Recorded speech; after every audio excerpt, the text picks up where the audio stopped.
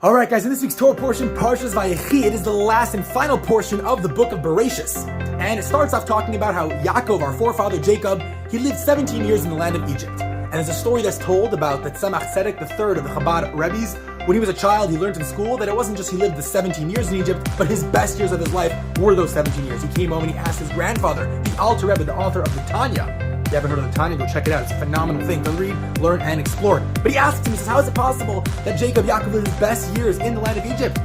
It would have made more sense if it was his best years in the land of Israel, the Holy Land. And his Alter Rebbe, his grandfather, explained to him that when Yaakov sent ahead his son Yehuda to go establish a Torah center, study hall, a way to have a foundation of Yiddishkeit in Egypt when he went there, that allowed him to have his best years in Egypt. The question still is, why not his studying in Israel? What was wrong with his learning in Israel? What was so unique and special about his studying, his Torah study, and the whole operation going on in Egypt? You understand that based on an analogy of light. Light in a light room isn't something special. When you take a candle and light it up in a dark room, it shines much more.